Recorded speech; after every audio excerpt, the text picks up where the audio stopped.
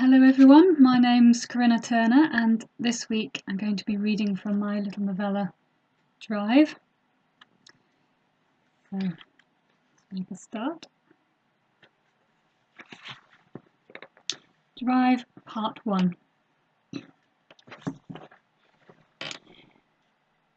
I knock back my last swig of coffee, slip on my denim jacket and pause on my way to the gun locker to check my reflection in the hall mirror. Shoulder-length brown hair brushed, and loose for once. Face clean, blue eyes glum. But this has happened whether I like it or not, so I might as well make a good first impression. Harry, get down here, we're going to be late.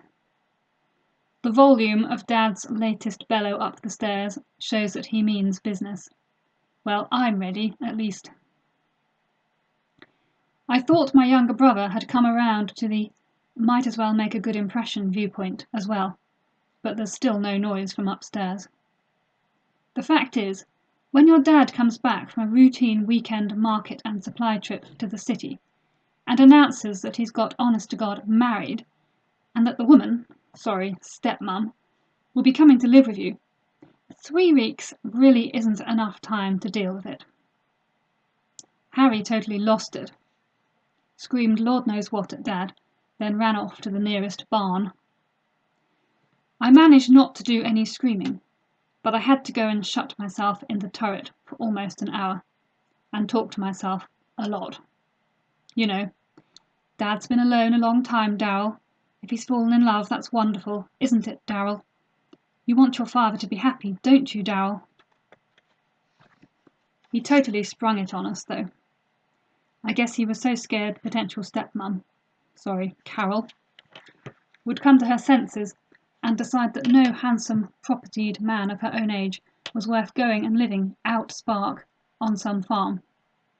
Carol's a city girl, all right. When I finally managed to go back down and say something about being happy for Dad and try to show some interest in his new bride, he showed me a photo on his phone and my heart didn't lift, just sank even further. Manicured Carol looked like she'd never got within a mile of the city fence in her life, let alone stepped outside it. A less likely farmer's wife I had never seen. Dad could tell what I was thinking, of course, brain not completely scrambled by love. I know Carol's no farmer, Darryl, my girl, he told me, but really it doesn't matter, does it? We've run the farm by ourselves all this time. She can run her fashion consultancy business from the house. I'm getting a faster net connection put in. And we'll run the farm, just as before. And you and Harry will inherit it, Darryl, no question. Carol has her own money. I reached the gun locker and placed my hand on the scanner. Much as I hated to hear Dad talking about his will, it's a relief to know the farm is safe. I could put up with a harem of stepmoms if I had to, but if someone took the farm from me. As I take my rifle from the rack, I can't help smiling at the thought of Dad with a harem of Carols. No, not Dad. We're Catholic, you know. One spouse at a time. Carol's not religious, apparently. I hope that won't matter. Dad did say he thinks she's open to it, so that's something. I throw my ammunition sash on and check the pouches. 3 hold full mags, but since we'll be travelling unsparked, I'll add the 4th pouch. I put my hand on the scanner to open the ammo box and take a handful of hypers, or hide-piercing rounds. Penetrate any hide up to T-Rex, these will. Though for T-Rex, I really would prefer a bigger gun. Much bigger. Harry! Roars Dad, then heads over to me. Whoa, girl, wait up. Come on, put the rifle away. What? I turn an incredulous look on him. We're going out Spark, Dad. Carol's nervous enough about the trip as it is, let alone living out here. If we turn up looking like Rambo family, she's going to freak out. I'll have my rifle. Leave yours here, just this once. But why have 1 rifle when you can have 3? I demand. Most people don't take any weapons when they travel, Darryl. City people, and sometimes when they break down or crash, they get eaten. Come on, Darryl, just this once. It will make Carol feel so much better. His pleading tone is too much. I unsling the rifle from my shoulder and put it back in its place. All right, but we'd better not end up raptor food. Of course we won't. He sounds downright cheerful with relief. Footsteps on the stairs. I glance at Harry as I finish slipping the hypers into the mag. No point leaving it half full. Harry's changed out of the clothes he was wearing for early morning chores. Was he really dragging his feet, or was he agonising over what to wear? He's 13, 3 years younger than me, but very fair-minded, and I thought he was finally trying to get into a welcoming frame of mind this last week. He helped clean the whole house from top to bottom, without a word of complaint, anyway. You've missed breakfast, says Dad. Grab something to eat in the truck. I'm not hungry, mutters Harry. Yeah, definitely freaking out about meeting her, not sulking. He joins me by the locker and takes his rifle from the rack. How many mags are you taking, Rel? None, I sigh, putting the now fully loaded mag back in and adding my ammo sash. Huh? Apparently Carol's nervy and Dad reckons 3 guns will scare her, so he's just taking his. What? But why take 1 gun when you could... You don't want to traumatise your new stepmum, do you? Says Dad, taking Harry's rifle firmly from his hands and replacing it, taking his own out, then sealing the locker again. Come on, in the truck, chop chop. He moves to the house control and taps the usual commands. The light level in the hall plummets as the stainless steel shutters slide over all the windows and lock into place with a reassuring snick.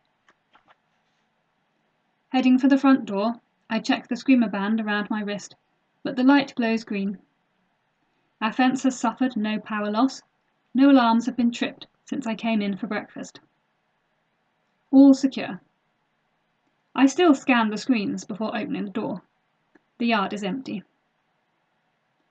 Pausing to listen as soon as I've stepped outside is second nature. I don't even think about it. But the hum is there, the soothing sound of our twin fences, of safety. The quiet noises of the livestock in their barns, behind their own steel shutters. Our mammal stock gets some time out at grass each day, but never while we're away from home. I feel naked though as I walk around to the pickup, parked where it won't cause dead space in the door cameras. I haven't been out Spark without my own gun since I was old enough to have one. And living what most city types would erroneously term out Spark, I mean, what do they think that humming thing is if not an electric fence? That's quite a long time now. Still, what Carol is doing is a big deal, and there's no getting away from that. Leaving her nice, safe city cocoon to come and live out here. She must be equally in love with Dad. Unless she hasn't got as much money as she's clearly made out. I hope that's not it. The thought of Dad giving himself to life to a gold digger. Ugh. Our farm's not worth that much anyway. Who wants to farm nowadays? It used to be called The Good Life, according to my History Chute app, and loads of people craved it.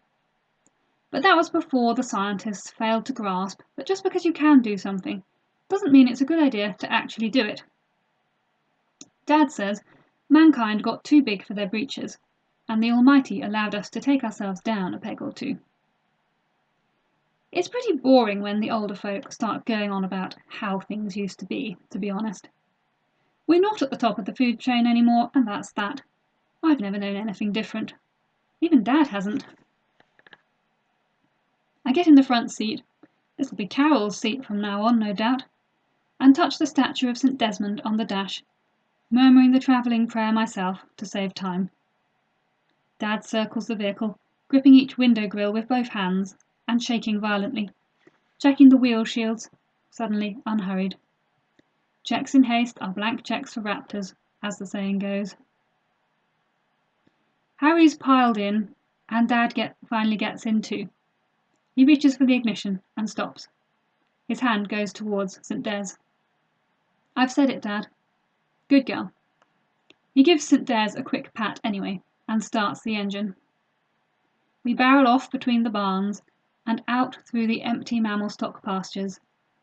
Soon the fence looms up ahead. I reach for my screamer band. Can I do it? Harry's not quite too old to take pleasure in things like that. To be honest, I quite like opening the gates as well. Very dramatic. But sure, go ahead. Harry presses his button and the inner gate swooshes open. No posturing slowness for modern gates. What use is that if something is chasing you?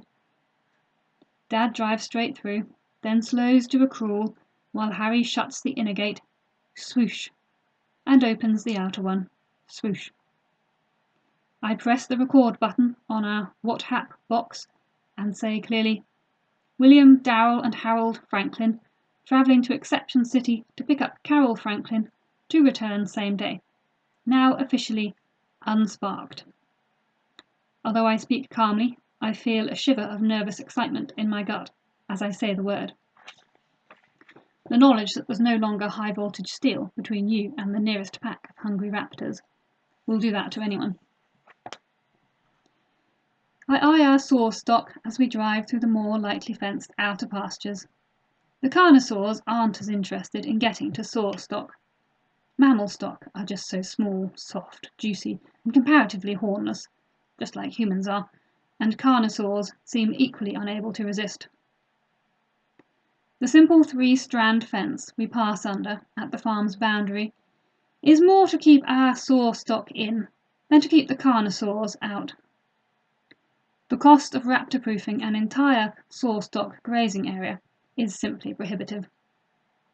If raptors take too many of our herbivores, we'll hunt them.